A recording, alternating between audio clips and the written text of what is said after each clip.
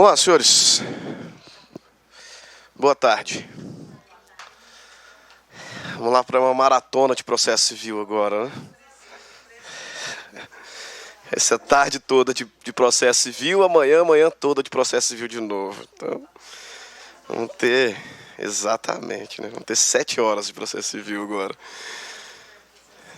Super animados. Beleza, que bom, fico feliz. Bom que aí eu me animo também, que eu tô numa gripe terrível, então... Já dei aula hoje de manhã, agora a tarde toda, amanhã toda, vai ser... Mas é isso aí, pessoal, vamos lá da sequência? Então nós terminamos na nossa última aula Direito Civil Material, né? E agora a gente vai fechar o nosso curso com Direito Processual Civil. Na aula de hoje a gente vai dividir em 2 partes. Nós vamos começar falando sobre a parte geral, que é bastante cobrada também em sede de OAB. Na segunda parte a gente vai começar a falar sobre tutelas provisórias, também tem caído muito, e processo de conhecimento. Para na aula de amanhã trabalharmos teoria geral dos recursos. Tá? Nesse caso, como a gente vai ter só 3 aulas em seguida, então os que vão fazer o revisaço do final de semana que vem, né, o de véspera, na nossa revisão de véspera, eu vou trabalhar litisconsórcio e intervenção de terceiros, tá, do sábado que vem, porque a gente não conseguiria falar sobre todos os temas nesses 2 dias.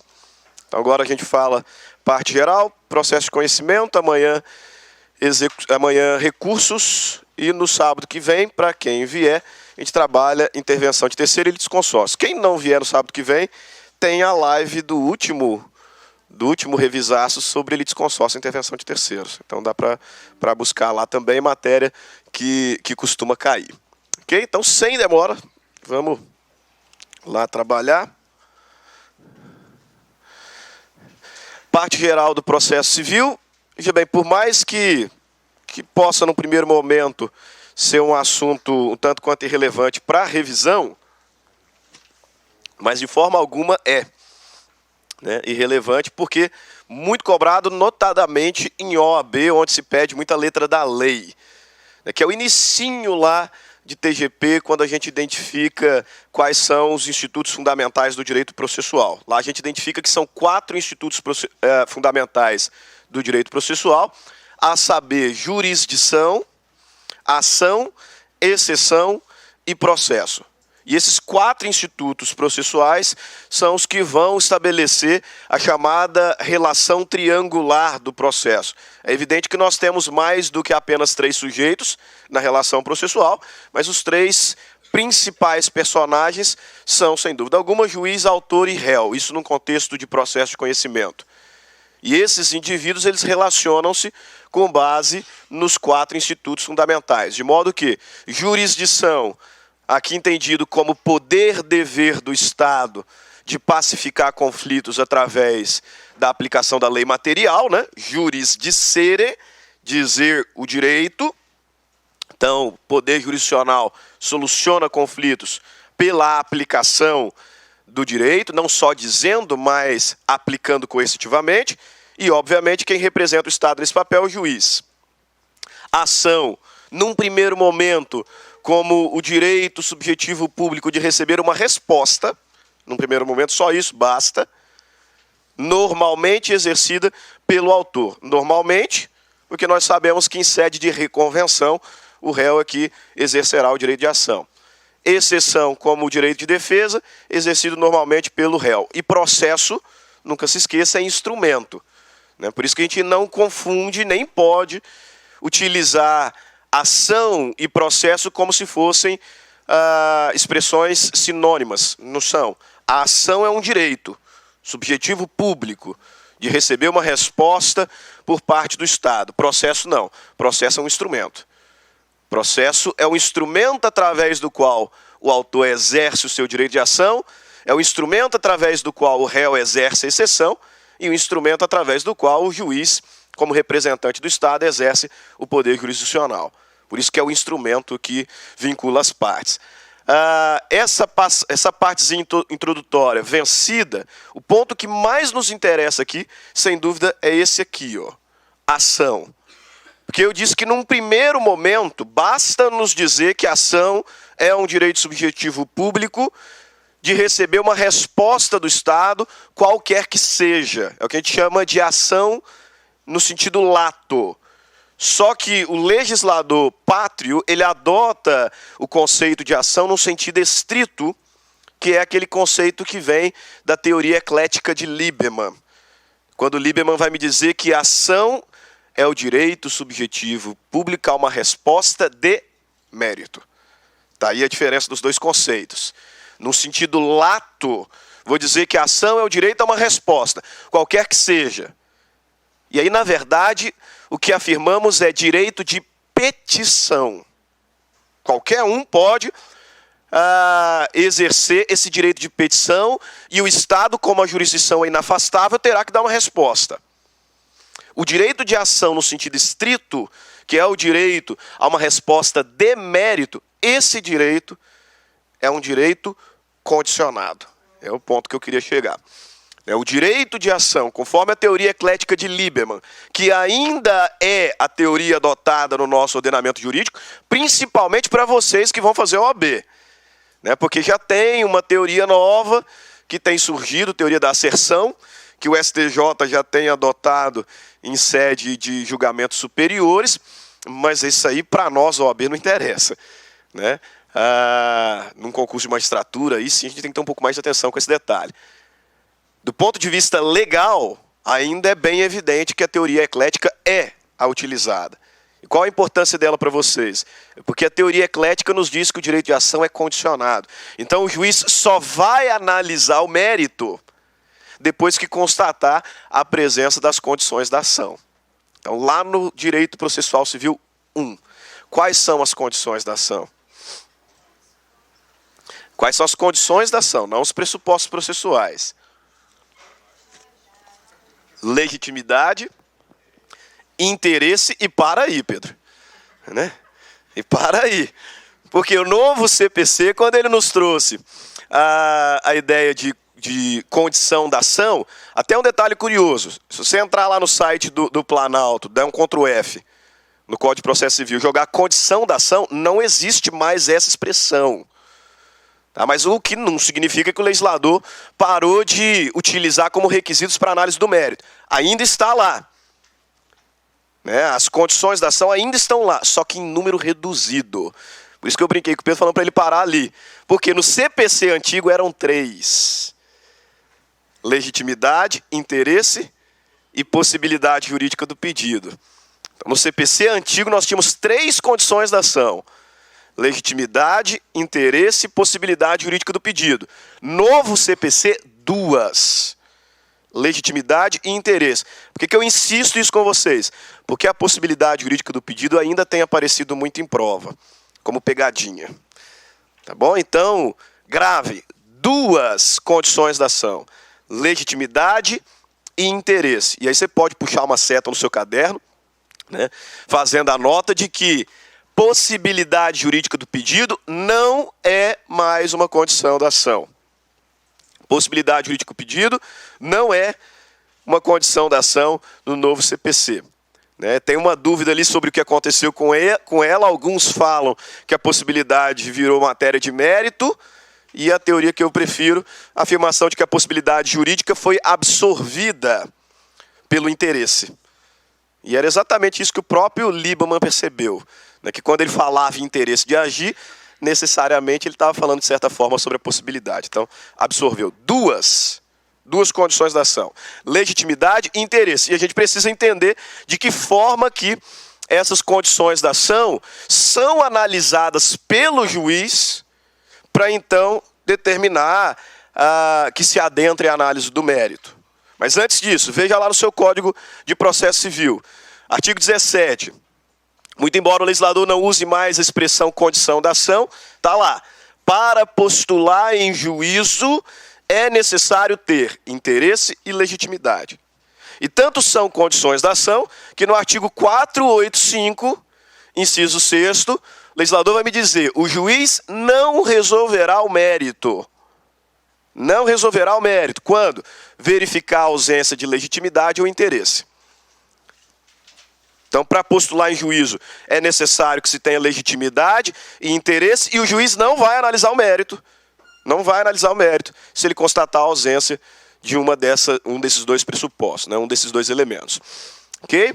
Duas condições apenas, interesse e legitimidade. O que a gente entende por interesse de agir?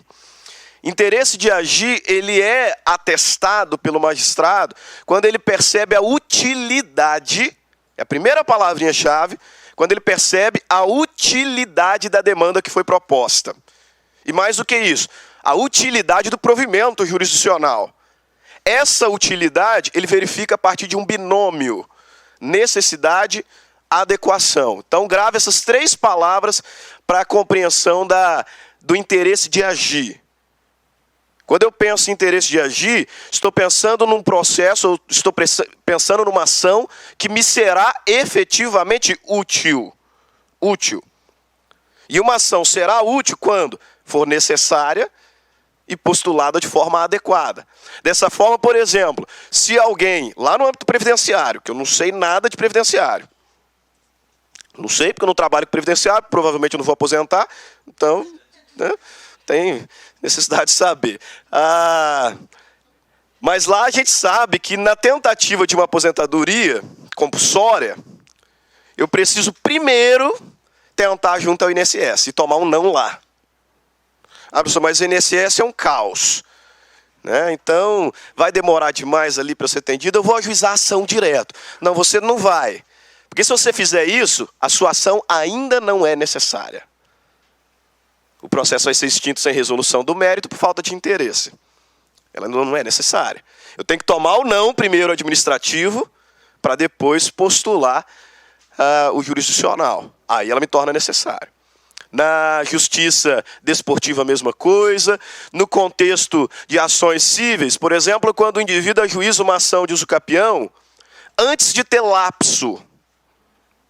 Por isso que na prática eu chego a falar com os meus alunos em sede de direito das coisas, e na prática processual também, que quando a gente entende, fazendo um link com o direito material, que uso capião é prescrição, ou seja, que eu adquiro a propriedade, quando eu adquiro o tempo, quando eu atinjo o tempo, prescrição aquisitiva, e não quando eu tenho uma sentença, a recomendação é o seguinte, enquanto você tiver dúvida quanto ao preenchimento dos requisitos, não ajuize a ação de uso capião.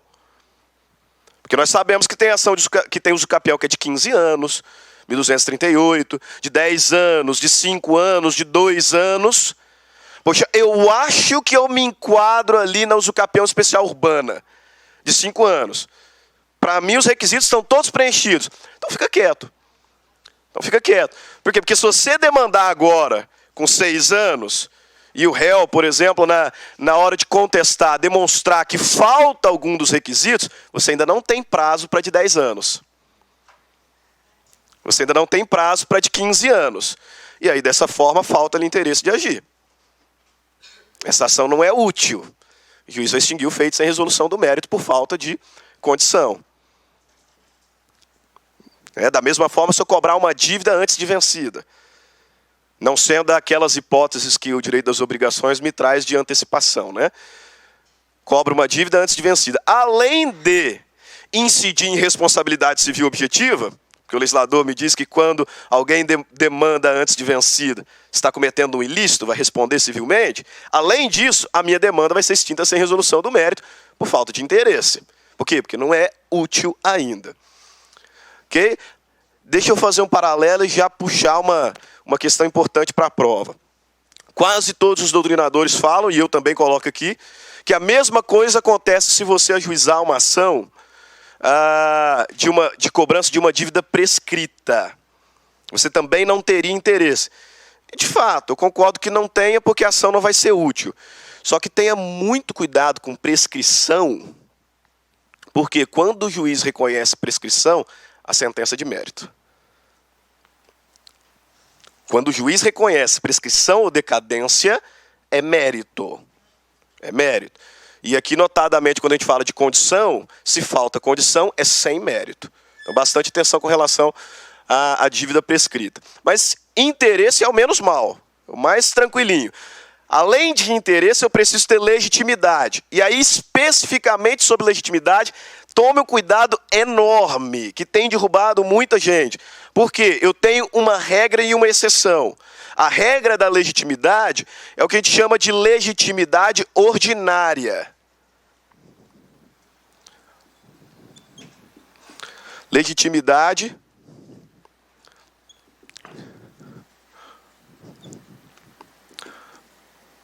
ordinária. E aí, nesse caso, o que o legislador vai me dizer? Artigo 18 do novo CPC. Veja lá, ó. Ninguém poderá pleitear direito alheio em nome próprio.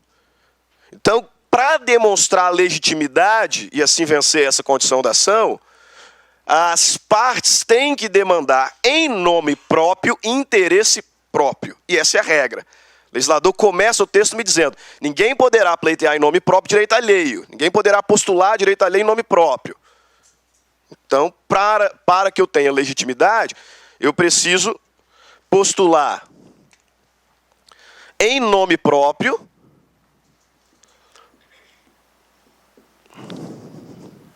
direito próprio. É um exemplo bobo aqui para vocês que já estão às portas da OAB, mas lá no início, lá no segundo, no direito civil, no direito processual civil 1, a gente costuma dizer o seguinte, para demonstrar essa questão da legitimidade, que se alguém bate no meu carro, por exemplo, saindo aqui, e se nega a voluntariamente reparar o dano, eu poderia ajuizar uma ação indenizatória. Artigo 186 do Código Civil, todo aquele que por ação ou omissão voluntária violar direito causado na outrem, ainda que exclusivamente moral, comete ato ilícito. 927, quem comete ato ilícito responde. Então você bateu no meu carro, se recusou a voluntariamente me ressarcir, eu poderia ajuizar uma ação indenizatória para te responsabilizar. Mas eu sou advogado, sei que por vezes demora, o amassadinho ali foi pouca coisa, quero renunciar ao meu direito de propor uma ação indenizatória. Até porque a ação é um direito subjetivo público disponível. Eu não posso ser obrigado a demandar. E aí a Ludmila, revoltada com essa situação, poxa, mas ele é professor de direito civil, vai deixar barato? Aí ela quer ajuizar a ação por mim. Falta legitimidade, ela não pode postular em nome próprio, ela autora um interesse alheio. O juiz extinguiu o feito sem resolução do mérito por falta de condição da ação. Tá? Só que ela é regra. E aí é curioso que o novo CPC ficou um tempão lá sendo discutido em fase de anteprojeto, de projeto, e eles mantiveram um erro de português ridículo do antigo. Porque o legislador me diz o seguinte, olha lá, ninguém, deixa eu colocar ele na totalidade, ninguém poderá pleitear direito alheio em nome próprio, salvo, opa, então não é ninguém, né? Então tem alguém, né, que pode, né? Deu um vacilo ali de português. Ninguém poderá pleitear direito alheio em nome próprio, salvo. E aí é nessa exceção que aparece a segunda espécie de legitimidade, que é o que chamamos de legitimidade extraordinária.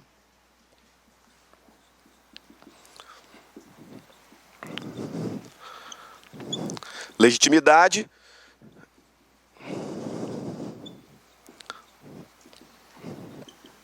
extraordinária. Salvo quando autorizado pelo ordenamento jurídico. Então, se o ordenamento jurídico autorizar, alguém poderá, em nome próprio, exatamente, em nome próprio, postular direito alheio.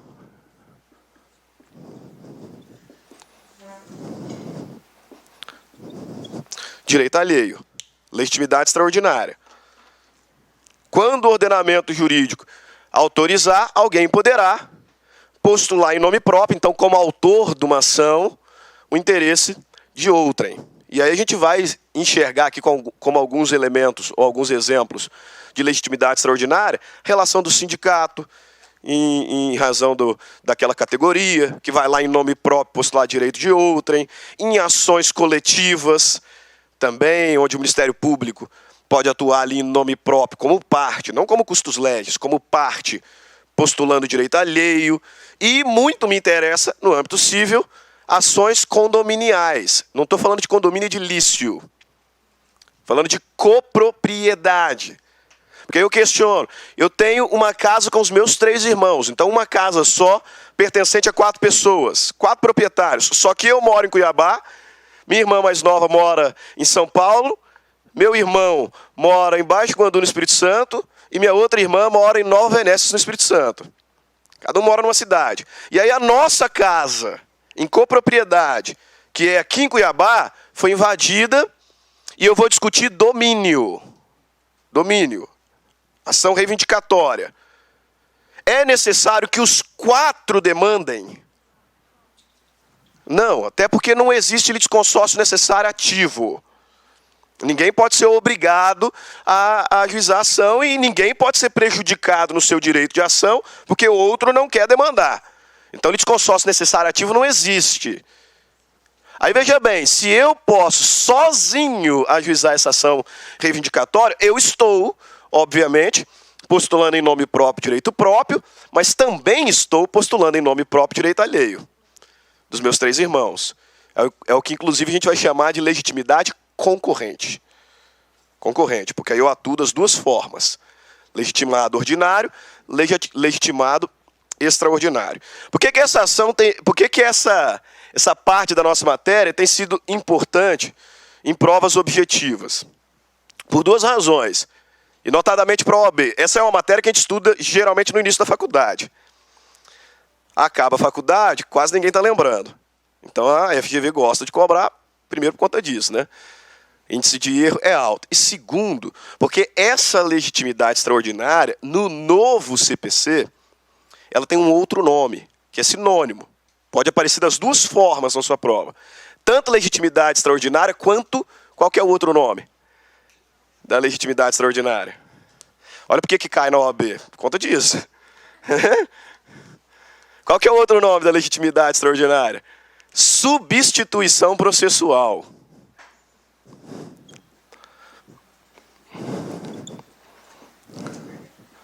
Substituição processual.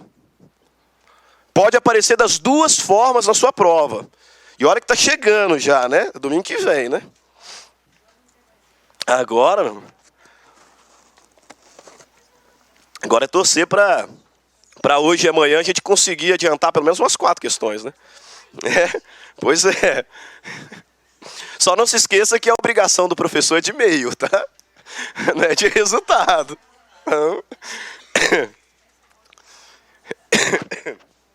Veja bem, legitimidade extraordinária no novo CPC também é chamada de substituição processual. Beleza, professor? Gravei. Agora grava o seguinte, que é a tormenta da prova. Substituição processual não tem nada a ver com sucessão processual. É aqui que um monte de gente cai em prova. Porque o novo CPC começou a usar mais essa expressão e aí você precisa entender que pode aparecer qualquer uma delas, legitimidade extraordinária ou substituição processual, referindo-se a situação excepcional que o ordenamento jurídico autoriza que alguém em nome próprio postule direito alheio. Só que existe uma outra figura, noutra parte do CPC, chamada de sucessão processual.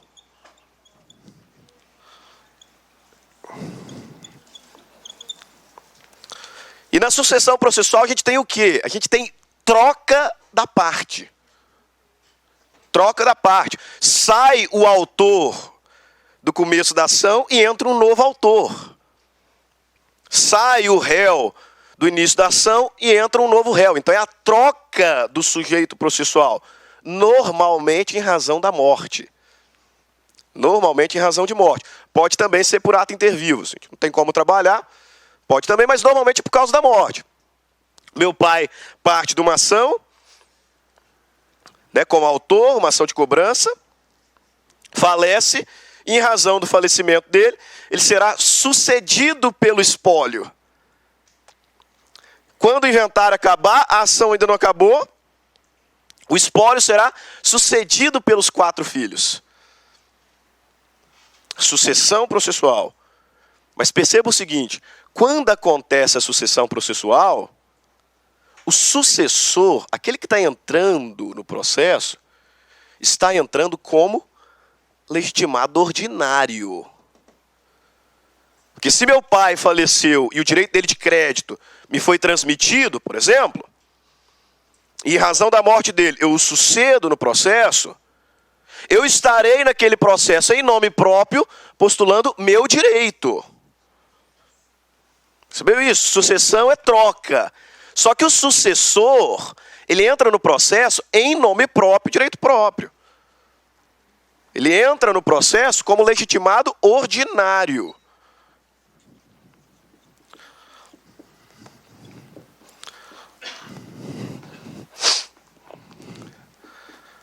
Se isso aqui cair na prova de domingo que vem, e alguém errar, não me fale que errou.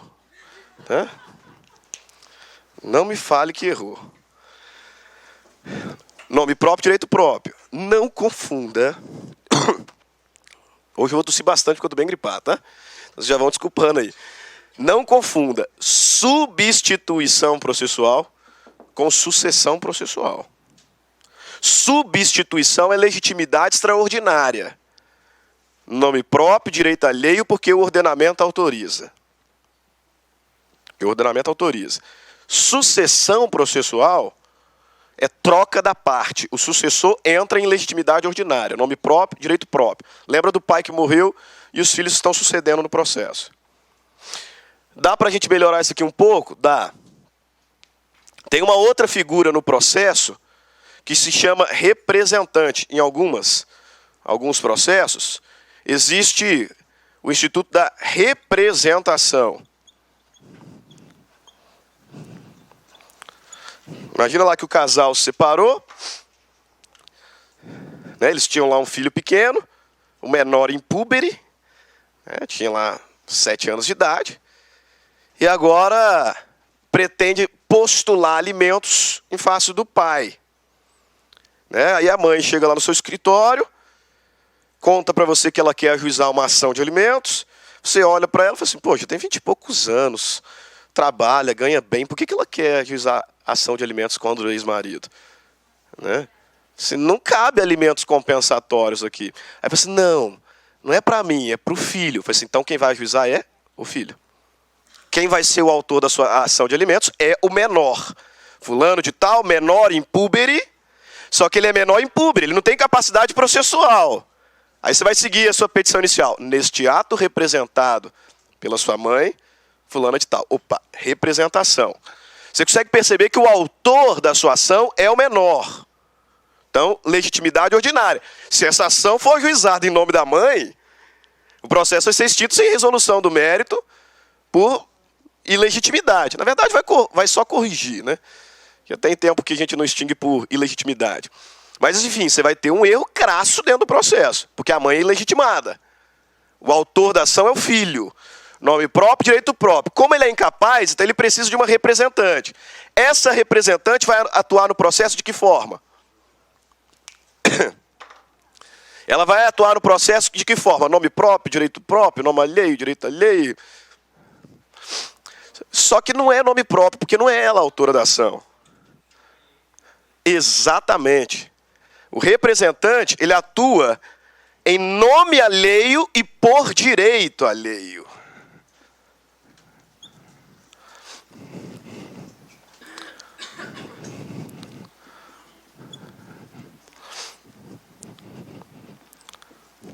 E por direito alheio. O representante não atua em nome próprio. Ele não é a parte do processo.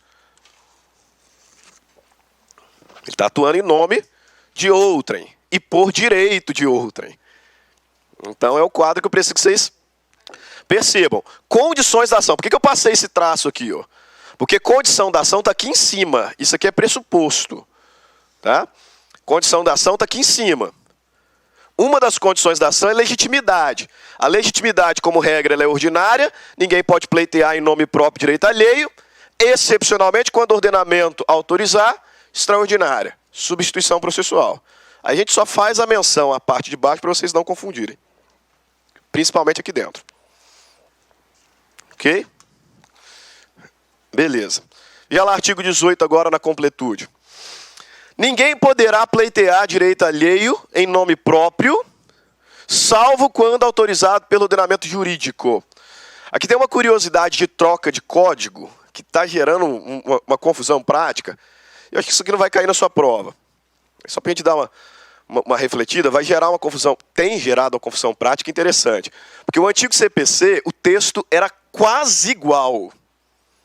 Ninguém poderá pleitear direito alheio em nome próprio, só que ele dizia, salvo quando autorizado pela lei. E agora o novo CPC fala, salvo quando autorizado pelo ordenamento jurídico. Tem vários doutrinadores que entendem que dentro do conceito de ordenamento jurídico, tem contrato. Tem contrato. Então já tem muita gente admitindo a ideia da substituição processual por negócio jurídico processual. Que é um dos temas novos do CPC que tem gerado bastante dúvida.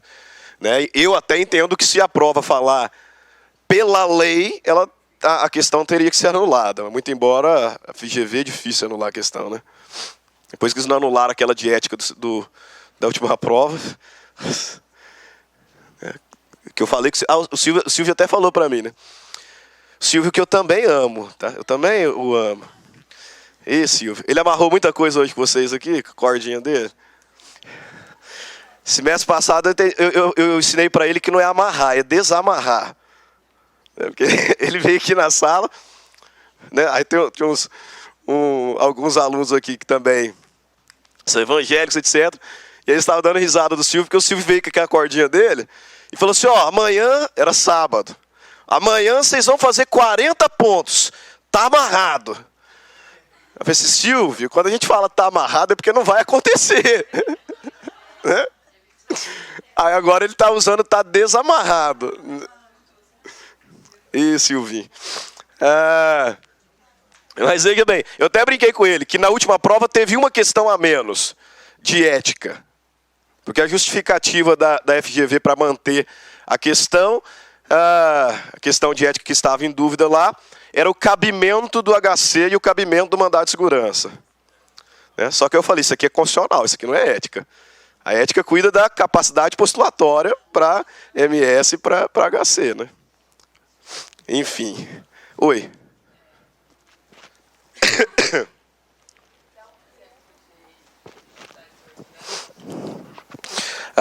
Quando, por exemplo, em interesse de um menor, o Ministério Público propõe ação de alimentos. Aí ele está fazendo em nome próprio, postulando direito alheio. Ou em sede de ações coletivas.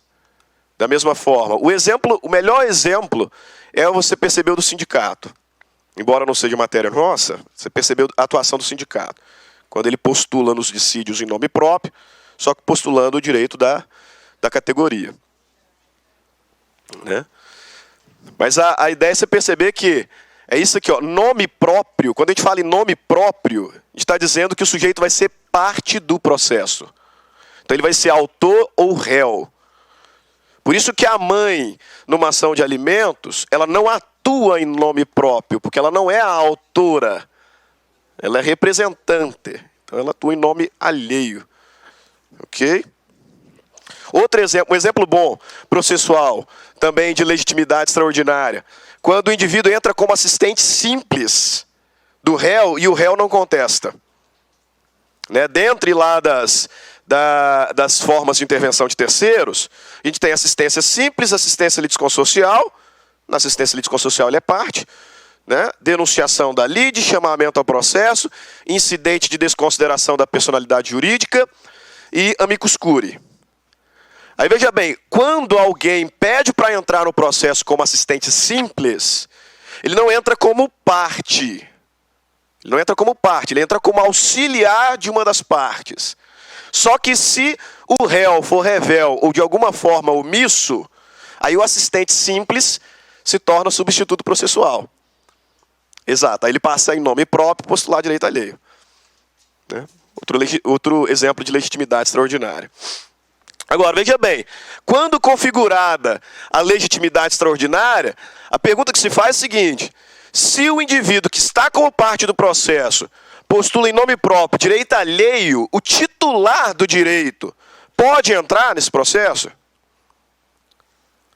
Ali, por autorização do ordenamento jurídico, eu tenho alguém em nome próprio postulando direito alheio. O titular do direito, ou o que se diz titular, pode adentrar o processo? Parece óbvio que sim, né?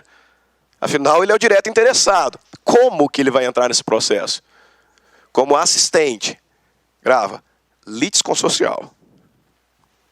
Não é assistente simples, porque ele é o interessado direto. Assistente litisconsocial. Quem me diz isso? Parágrafo único do artigo 18. E olha lá, ó. Caput. Ninguém poderá pleitear direito alheio em nome próprio, salvo quando autorizado pelo ordenamento jurídico. Parágrafo único. Havendo substituição processual, o substituído poderá intervir como assistente litisconsocial. Como assistente litisconsocial.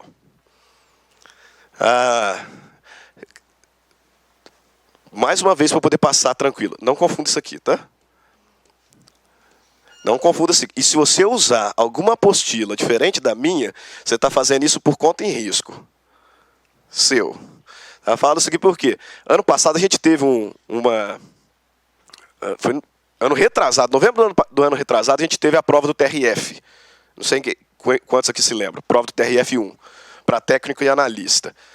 E eu lecionei processo civil num curso preparatório, e o pessoal betolado lá com o estudo e tal, para o cursinho que estava com o edital aberto, para o concurso que estava com o edital aberto, começaram a pegar a apostila de um concorrente nosso aí, que é famoso por ter umas apostilas didáticas e tal, que eu não vou falar o nome, né? Mas começaram a pegar a apostila de um concorrente que não é de Cuiabá não, tá? Eu não vou falar o nome dele, mas é famoso aí no Brasil por ter umas apostilas boas, né? E aí, cara, eu dando a aula e o sujeito lendo a apostila ali enquanto eu estou dando a aula de outro professor, de outro curso, e me fazendo pergunta. Aí eu falei assim, caramba, eu vou ter que pegar a apostila para eu poder ler também, né? Porque, para ver se ele está passando pelos mesmos temas que eu, tá? Pois bem, cheguei na sala e o bendito do professor de processo civil desse curso preparatório, que eu não vou dizer o nome, me fala e grifa e negrita que substituição processual é a mesma coisa de sucessão processual. Claramente, substituição processual, mesma coisa de sucessão processual. Não é. Não é. Não é. E o legislador está me dizendo isso no parágrafo. Substituição processual é legitimidade extraordinária.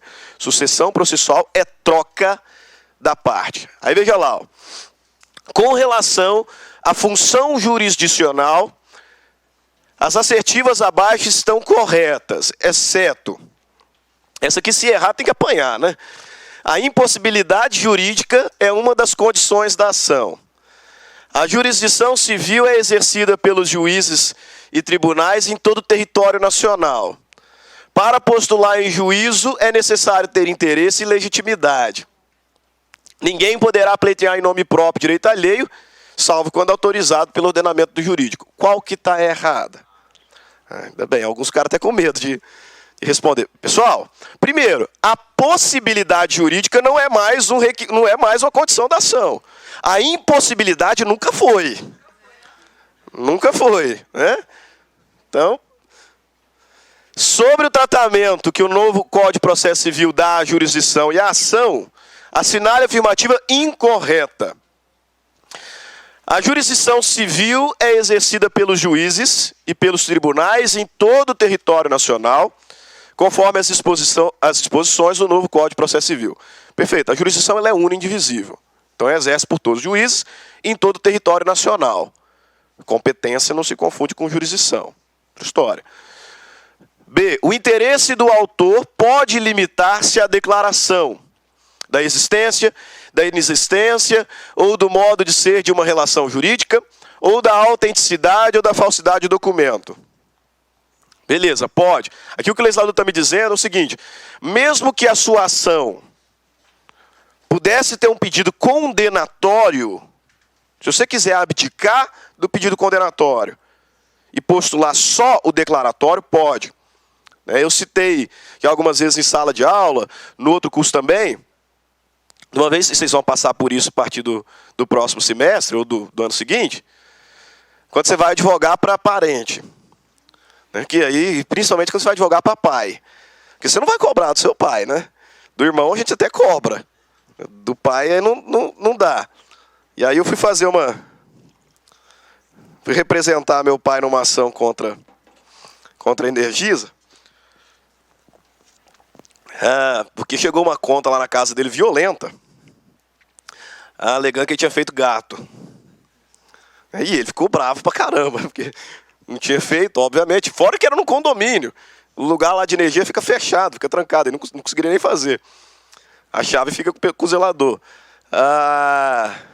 E lançaram o nome dele no Serasa. Falei assim, pô, ó que beleza, vou ganhar uma indenização por dano moral, né? Dano moral em re ipsa, não preciso nem demonstrar o dano.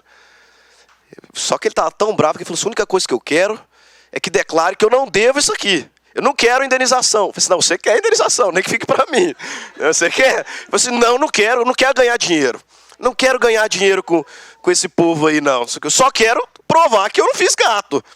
E que essa dívida não existe. Eu falei assim, não, a gente postula, eu fico com a indenização, não tem problema, eu não estou cobrando do senhor. Ele ficou lá me enchendo as paciências, tive que ajuizar uma ação com dano moral em re ipsa, que eu não ia ter dificuldade nenhuma para ganhar, só pedindo a declaração negativa de existência da dívida. O que ele quis, então, fazer o quê, né? Paciência. Agora, é o que o legislador processualista está me dizendo. Ainda que você tenha um pedido condenatório, você pode se limitar à declaração. Não tem problema. A ação é direito subjetivo público disponível. C. Para postular em juízo, é necessário ter interesse, legitimidade e possibilidade jurídica do pedido. Errado. A possibilidade tem caído em prova como pegadinha. Por isso que eu chamo a atenção dos senhores. Ninguém poderá pleitear direito alheio em nome próprio, salvo quando autorizado pelo ordenamento jurídico. Havendo substituição processual, o substituído poderá intervir como assistente litisconsorcial. Perfeito. Próximo. Era anterior. Que ele está falando 3 condições da ação. Para postular em juízo, interesse, legitimidade e possibilidade. Não, era incorreta. É isso aí, vocês, por favor, hein? Isso aí na prova, vocês grifem bem claramente assim, se ele está perguntando qual é a correta ou qual é a incorreta. Quanto ao exercício da função jurisdicional pelo Estado juiz, e no que se refere à jurisdição e ação, é incorreto afirmar. Para postular em juízo é necessário ter interesse e legitimidade. Tá certo. Ninguém poderá pleitear direito alheio em nome próprio, salvo quando autorizado pelo ordenamento jurídico. Em havendo substituição processual, o substituído será excluído do feito, não lhe cabendo intervir como assistente litisconsorcial. Falso. O substituído pode entrar como assistente litisconsorcial. O interesse do autor pode limitar-se à declaração da existência, da inexistência ou do modo de ser de uma relação jurídica, da autenticidade ou falsidade do documento. Perfeito. É admissível a ação meramente declaratória, ainda que tenha ocorrido violação do direito. Também. Posso ficar só com a declaratória e abdicar da condenatória. Problema nenhum. Aí veja bem, uma matéria bem simplesinha de processo que o pessoal erra porque não tem paciência para ler, ou vai no desespero, é com relação a elementos da ação. Pessoal, condições da ação é uma coisa, elementos da ação é outra coisa. São 2 partes distintas da nossa matéria. Condições da ação são elementos essenciais para que o juiz aprecie o mérito. E nós temos 2 condições da ação, legitimidade e interesse. Elementos da ação, outra coisa, são elementos identificadores. Não tem nada a ver com apreciação do mérito, sem mérito. A priori, não. São elementos que servem para identificar uma ação. E aí nós temos que são 3 os elementos da ação. Quais? Partes, pedido e causa de pedir. Por que eu quero que vocês tenham cuidado com essa expressão? Elementos e não condição. Porque não é raro colocar numa prova, questão ridícula, facinha. Quais são os elementos da ação? E cair ali no meio legitimidade, cair ali no meio interesse, cair ali no meio possibilidade. Condição da ação, legitimidade e interesse. Elementos da ação, partes, pedido, causa de pedir. Partes, autor e réu, né, no contexto de processo de conhecimento. Pedido imediato é a prestação jurisdicional. Constituição, desconstituição, condenação, declaração. Pedido imediato, o bem da vida, o resultado do provimento jurisdicional. Causa de pedir, o que se pede. Causa de pedir próxima, são os fundamentos jurídicos que você não precisa nem colocar na sua petição inicial, ao menos não em tese, né? Porque tem um princípiozinho famoso do dá-me os fatos que eu dou o direito. Então, diz o pessoal que eu não precisaria falar de acordo com o artigo tal, de fato, não precisaria, mas você não vai fazer isso, né? Então, você vai trazer a causa de pedir próxima, que são os fundamentos jurídicos, e a remota, que são os fundamentos fáticos. Aí, notem, esses são elementos identificadores. Então, para que serve elemento da ação? Não é só para a gente decorar e fazer prova, né? Qual que é a relevância prática dos elementos da ação? E aí, identificando e individualizando, eu consigo fazer o quê? Ver se deu litispendência, coisa julgada, perempção, unir processos por conexão, por continência, é para isso que serve elemento. Com base nos elementos da ação, eu identifico aquela ação, de modo que, se tiver uma outra ação com mesmas partes, mesmo pedido, mesma causa de pedido, não pode. Então essa outra, se a primeira está em curso, será extinta por litispendência. Por litispendência. Ou a primeira já se extinguiu com trânsito em julgado, essa nova, com as mesmas partes, mesmo pedido, mesma causa de pedir, será extinta por coisa julgada. Ou o sujeito teve nunca vi isso aqui na prática, mas o sujeito teve a competência de ajuizar a mesma ação 3 vezes, dar causa à extinção da ação por abandono, então sentença sem mérito, e agora querer tentar uma 4ª vez. E aí o legislador me diz, não vai, porque aconteceu o quê? Perempção. Perempção. Então, os elementos da ação vão me ajudar nesse sentido. Primeiro, identificar a eventual litispendência. Quando que nós temos litispendência? Quando nós temos 2 ações idênticas em curso. E aí essa segunda ação a ser proposta será extinta. A segunda será extinta sem resolução do mérito. Por que a segunda? Porque senão eu driblaria o princípio do juiz natural. Minha ação caiu, né? Minha petição inicial foi distribuída, minha ação caiu na 3ª vara. E eu sei que o juiz da 3ª vara não costuma dar liminar nesse caso. Aí eu tento propor novamente para cair na 5ª. Isso é litispendência. Poxa, eu podia ficar na 5ª. Não, você vai ficar na 3ª. Juízo prevento, né? Juízo prevento fixa a competência. Coisa julgada. Quando acontece de ter 2 ações, só que uma primeira já extinta com resolução do mérito, então tendo transitado em julgado. E perempção, como eu disse, quando o indivíduo propõe 3 vezes a mesma demanda, dá causa à extinção por abandono, e aí ele tenta propor novamente. Professor, mas como é que ele conseguiu propor 3 vezes a mesma ação? Não deu coisa julgada? Nós temos 2 espécies de sentença, né, no início aqui. Quais são? Sentença definitiva e sentença terminativa. Sentença terminativa e sentença definitiva. Qual que é a diferença entre elas? Minha prova da OAB que está chegando. Exatamente. Definitiva. A sentença terminativa é aquela sem análise do mérito. O juiz extingue o feito sem julgar o mérito.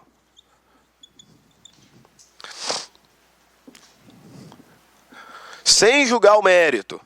A sentença definitiva é aquela em que o juiz extingue o feito com o julgamento de mérito. Qual que é a grande diferença de uma sentença sem resolução de mérito para uma sentença com resolução do mérito? A sentença sem resolução, ela não faz coisa julgada material. Ela não faz coisa julgada material. Então eu posso repropor a priori. Poderia repropor a mesma ação, com as mesmas partes, mesmo pedido, mesma causa de pedir. Porque, como regra, a sentença terminativa não faz coisa julgada, então eu poderia repropor a demanda.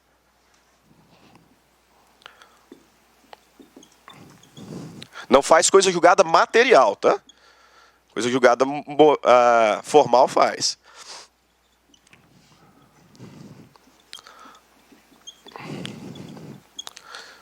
A sentença definitiva, que é a sentença com análise de mérito, essa aqui faz coisa julgada.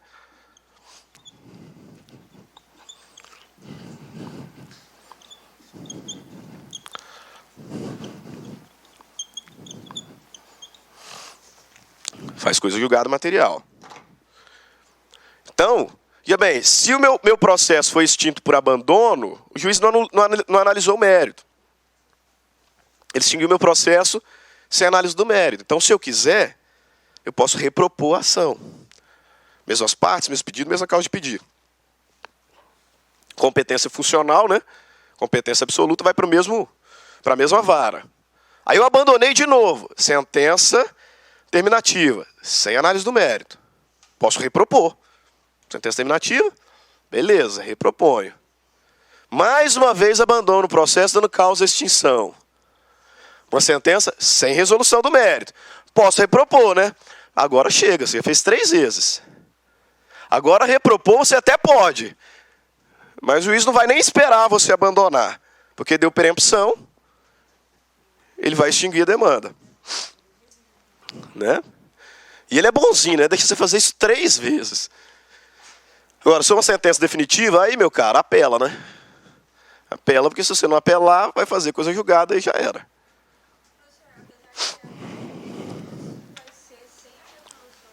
Exato, sem mérito. Sem mérito porque o juiz não vai nem apreciar o pedido. Só que agora ele não vai nem desenvolver o processo, né? Ele já vai extinguir de imediato. Ele não vai nem analisar o pedido, não vai instruir prova nem nada. Por isso continua sendo sem mérito. E é por isso que, às vezes eu falo em sala, assim, que depois que ele abandonou 3 vezes, não pode repropor. Pessoal, poder ele até pode. Porque não teve mérito, ele até pode. Só que vai ser extinto de plano. Por perempção. Se eu não me engano, o Pedro errou uma questão minha no 3º semestre com isso. Só como é que eu lembro? Não esqueço, não. Exato. Ele colocou na minha prova que na decisão de perempção era com resolução do mérito. Não, mas ele passou com larga margem. Que bom, porque era na época que eu prometia livro para quem tirasse 4/10 comigo. E aí, como ele errou uma questão, não tirou um 10, foi um livro a menos para eu dar na sala. Pessoal, mas aqui não tem como errar, porque sem demagogia, aqui o legislador deu um show de didática. Nessa parte da matéria, o legislador deu um show de didática. Primeiro, ele vai colocar que incumbe ao réu alegar antes da matéria de mérito esses elementos, então é uma preliminar de contestação. Né? E aí ele vai me dizer, verificada a litispendência ou coisa julgada, quando verifica-se, olha só como é que ele explica direitinho, verifica-se litispendência ou coisa julgada, quando se reproduz a ação anteriormente ajuizada. Aí você pergunta, mas quando que se reproduz a ação anteriormente ajuizada? Parágrafo 2º. Uma ação é idêntica à outra quando possui mesmas partes, mesma causa de pedir, mesmo pedido. Litispendência e coisa julgada é a mesma coisa? Não. Parágrafo 3º. A litispendência, quando se repete a ação que está em curso. Parágrafo 4º, a coisa julgada quando se repete a ação que já foi decidida por decisão transitada em julgado.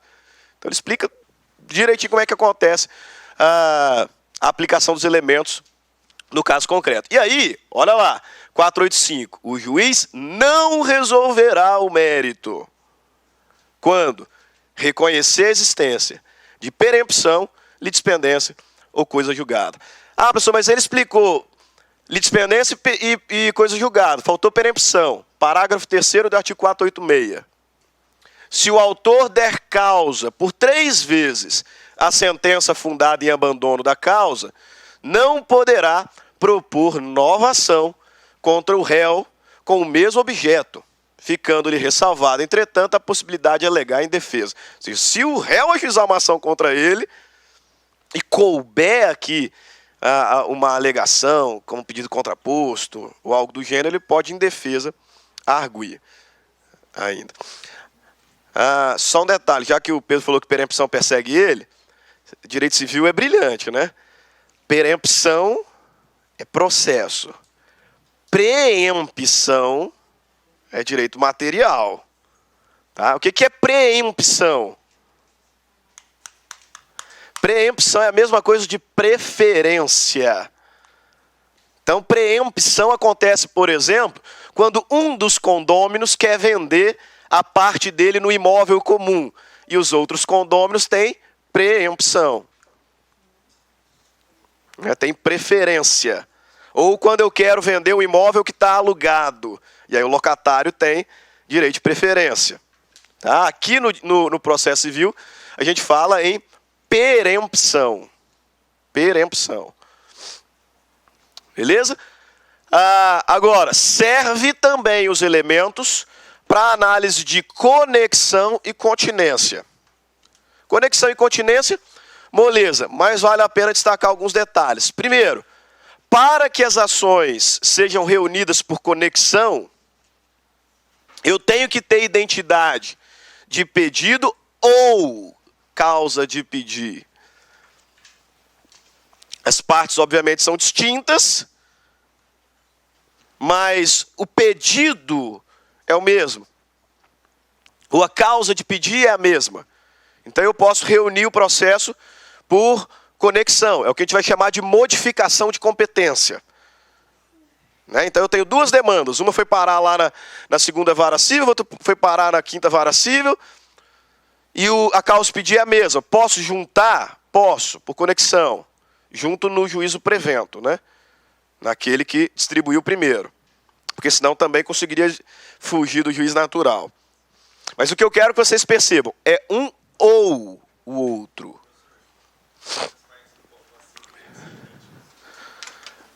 Não necessariamente. Né? Não necessariamente. Geralmente a gente cita como exemplo de conexão quando eu tenho um acidente, por exemplo, de trânsito envolvendo vários carros.